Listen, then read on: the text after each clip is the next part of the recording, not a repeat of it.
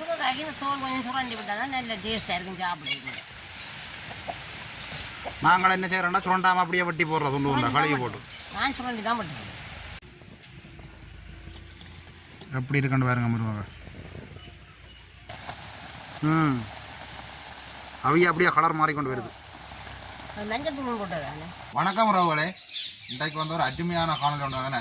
இன்றைக்கு வந்து கிராமத்து முருங்கைக்காயை வச்சு கொண்டு ஒரு பால் கறி தான் வைக்க போகிறோம். உண்மையிலையும் பார்த்தீங்கன்னா இந்த முருங்கைக்காயில் குழம்பு கறி வச்சு சாப்பிட்றத விட பால் கறி வச்சா எல்லாரும் சாப்பிடுவிடும், அதை விட நல்லா விரும்பி சாப்பிடுவிடும். அதுதான் நாங்கள் இந்த வீடியோவில் முழுமையாக பார்க்க போகிறோம். அப்படியே வாங்க அப்படி பால் கறி வைக்கிறோம் இந்த வீடியோவில் முழுமையாக பார்ப்போம். அம்மா இன்றைக்கு வந்து என்ன சமையல்? இன்றைக்கு நாங்கள் முருங்கைக்காயில் ஒரு பால் கறி கொண்டு வைக்க போகிறோம். அம்மா வந்து நேரத்துக்கு அடுப்பெல்லாம் மூட்டி அம்மா முருங்கைக்காயோடய வந்துட்டா. முருங்கைக்காய் சமைக்கிறோன்னா முருங்கைக்காயோட மிருகணும். அப்போ என்னென்ன பொருட்கள் எடுத்துருக்கீங்க சமைக்கிறதுக்கு? முருங்கைக்காய், பச்சை மிளகாய், வெங்காயம், பால் கறி தான் வைக்க போகிறோம். ஒரு நல்ல ஒரு சுவையாக இருக்கும் வேணாம்மா.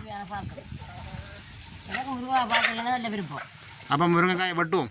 தம்பி நீங்கள் என்ன இந்த முருங்கைக்காயில் முத்தல் பிஞ்சு பார்த்து வாங்கினீங்கள்? முருங்கைக்காய் எடுத்தாமா முறுக்கி பார்த்தேன். முருங்கைக்காய் பாருங்க, இப்படி முறுக்கி பார்த்தா தெரியும். பிஞ்சு காய்னா முறுக்குப்படும், முத்தக்காய்னா முறுக்குப்படாது. ஒவ்வொரு காயாக முறுக்கி பார்த்தல வாங்கி நான் முருங்கைக்காய் அப்படிதான் பிஞ்சு முத்தல் பார்க்குறேன். நான் போனால் ஒவ்வொரு காய் எடுத்து நான் முறுக்கி பார்த்து தான் வாங்குறேன். நான் முட்டைக்கு அப்படி தான் நம்ம வாங்கினா முழுக்கிறோம். நல்ல காய் கொண்டு வந்து இங்கே வெட்டி பார்த்தாலும் முத்தல் சாப்பிடுவோம், டேஸ்ட்டும் இருக்காது. அதுக்கு கறிக்கு டேஸ்ட்டும் இல்லை. கறவை ரெண்டு விதையெல்லாம் சப்பு போட்டு கொண்டு இருக்குது. அப்போ முருங்கைக்காய் வெட்டுவோம். முருங்கைக்காய் வெட்டுலாம். முருங்கைக்காய்க்கு இந்த தோல் கொஞ்சம் சுரண்டி விட்டால் தான் நல்ல டேஸ்ட்டாக இருக்கும் சாப்பிடுறது. நாங்கள் என்ன செய்கிறோம்னா சுரண்டாமல் அப்படியே வெட்டி போடுறோம் துண்டு உண்டா கழுவி போட்டு. நான் சுரண்டி தான் பண்ணுறேன். அப்படி எங்கே சமைக்கிறோம்மா? சுரண்டாமல் வெட்டி போட்டவரா? அளவான சுண்டா பண்ணுறோம்.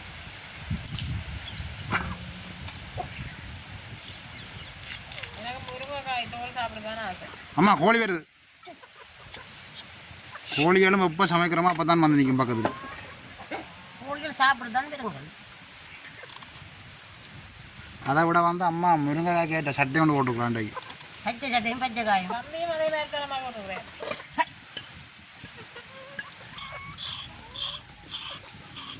சின்ன சின்ன துண்டா வெட்டி போட்டு தான் கிளிக்கணும் வேணாமா. சில பேர் கிளிக்காம போட்டு விட்றோம் முருங்கைக்காய். அப்போ சில பேர் அப்படி போட்டால் தான் போடுறோம், கழுவி போட்டு தான் பிளந்து போடுறோம். அப்படி வெட்டாமல் போட்டால் உப்பு தூளெல்லாம் சுவராது. கடையில் சமைக்க அப்படி தான் சமைக்கிறவே. அது பெரிய சமையல் தானே. பெரிய சமையலுக்கு அப்படி தான் பூசணிக்காய் எல்லாம் உங்களுக்கு அளவாக சமைக்க வடிவாக சமைக்கிறது பார்த்து.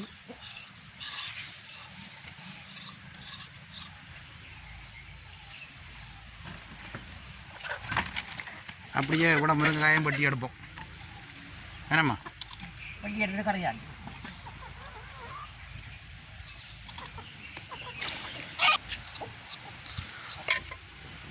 முருங்கைக்காயெல்லாம் நாங்கள் துண்டு துண்டாக வெட்டி போட்டோம். இனி வடிவாக கழுவி எடுத்து போட்டு அதை பிளந்து போட்டு தான் நாங்கள் கறி வைக்க வேணும். எப்படி இருக்குன்னு பாருங்க முருங்கைக்காய். சரி, நாங்கள் அதை பிளந்து எடுப்போம்.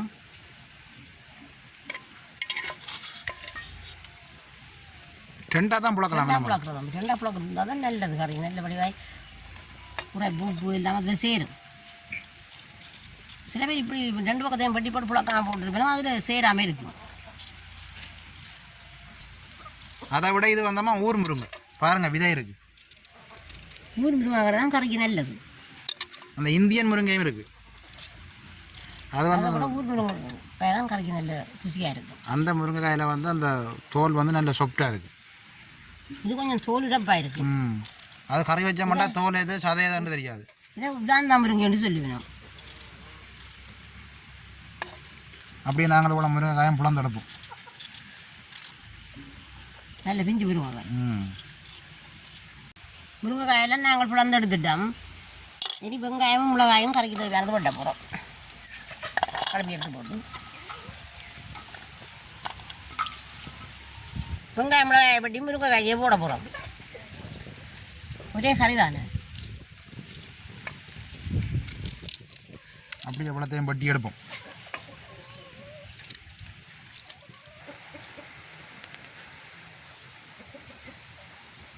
அதை விட இன்றைக்கு வந்து நல்ல கிளைமேட். வெயில் இல்லை தம்பி.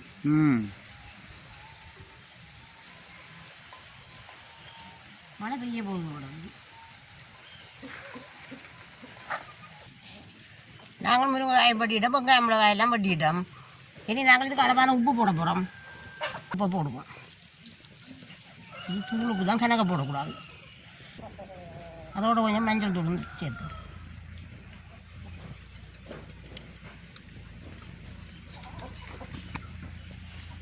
நாங்கள் முதல் பிடிஞ்ச பால் எடுத்து வச்சிருக்கிறோம்.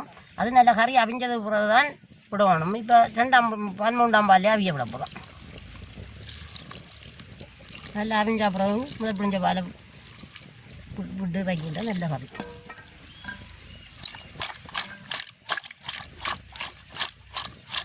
நல்லா குலுக்கி போட்டு வச்சுக்குவோம். உங்களுக்கு அடுப்பு நல்லா எரியுது. இப்போ நாங்கள் கறியெல்லாம் கூட்டி வச்சுருக்கிறோம். அதை அடுப்பில் வச்சுப்போம். முருங்கைக்காய் மூடி விடணும். மூடி விடாட்டி ஒரு பச்சை மணம். பச்சை முருங்கைக்காய் இந்த பச்சை மணம் மணம்.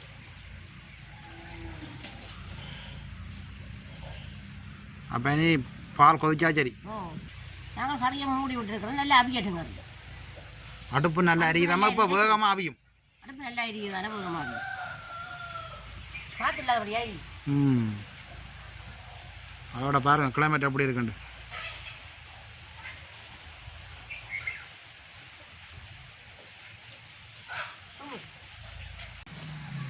தம்பி நாங்களே கறியை திறந்து பார்ப்போம். அவிஞ்சிட்டு இருந்து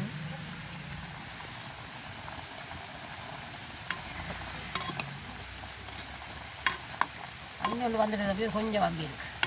நல்ல அவியம் இருக்கு. அவிய அப்படியே கலர் மாறி கொண்டு வருது. மஞ்சள் தூள் போட்டதானே. அப்போ அப்படியே மூடி விடும். கொஞ்சம் மூடி விடாது.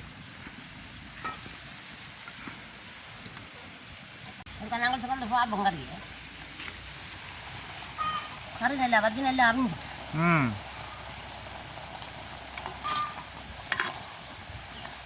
நல்லா அவிஞ்சிச்சு. நல்ல முருங்கைக்காய் தானே. நாங்கள் முதல் பிடிச்சி வச்சுக்கிற பாலை விடுவோம்.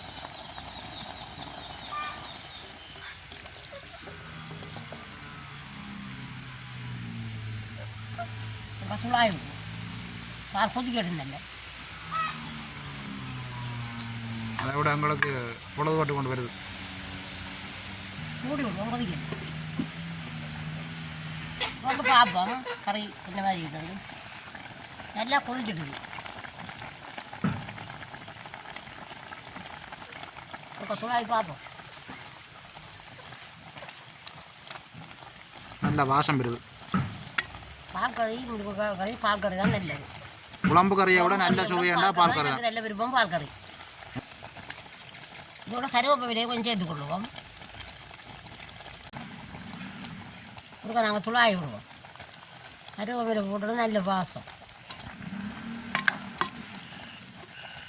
அப்போ இனி இறக்கலாம். இறக்கி வச்சுட்டு தேசிக்காய் பொடி விடுவோம். கொஞ்சம் மாறட்டும். நாங்கள் இறக்கி வைப்போம். இறக்கி வச்சு மூடி விடுவோம். கொஞ்சம் மாறட்டும்.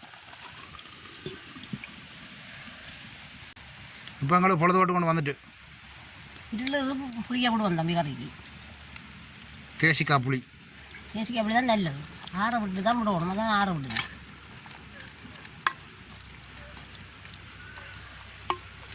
சரி தம்பி இருக்கா பாப்பா எப்படி இருக்குண்டு.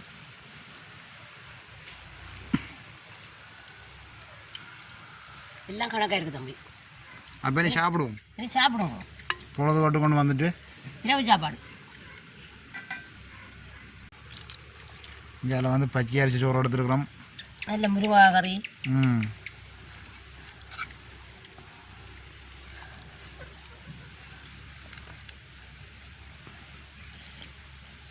இப்போ சாப்பிடுவோம். இப்போ வந்து பொழுதுபாட்டு போச்சு. சாப்பிட்டு பார்ப்போம். அம்மா வந்து எனக்கு லைட்டு பிடிக்கும். நல்லா இரண்டு போச்சு. மழை இரல் தானே. ஏன்னா கட்டாயம் சமைச்ச சாப்பாட்டை சாப்பிட்டு சொல்லணும். அதில் எப்படி சுவை எப்படி இருக்குன்னு.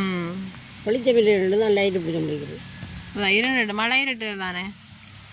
நேரத்துக்கு இரண்டு.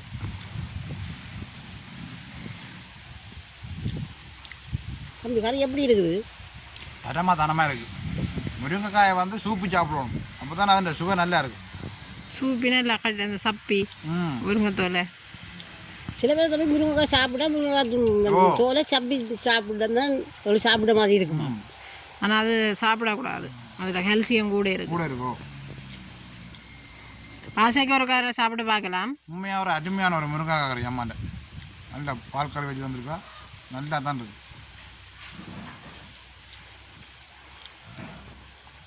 இதை விட வேற ஒரு கறியும் தேவையில்லை. என்னம்மா கதை வருது இல்லைன்னு யோசிக்கிறீங்களா? இல்லை நம்ம 2 போய் சொல்லுவோம் யோசிச்சுக்கிறோம். உண்மையாக குழம்பு கறியை விட பால் கறி ஒரு நல்ல ஒரு சுவையாக இருக்குது. அருமை. பால் கறி தான் எனக்கு விருப்பம். முருங்கைக்காய் கறியில் முருங்கைக்காய் பால் கறி, பைத்தங்காய் பால் கறி, வெண்டிக்காய் பால் கறி. எங்களுக்கு பொழுதுபட்டு கொண்டு வாரபடியா நல்லா பொழுதுபட்டு கொண்டு வருதுண்ணே. அப்போ நாங்கள் இந்த வீடியோ இதோட முடிச்சு கொள்வோம். மீண்டும் ஒரு அடுத்த ஆளில் சந்திப்போம். நன்றி, பாய் பாய்.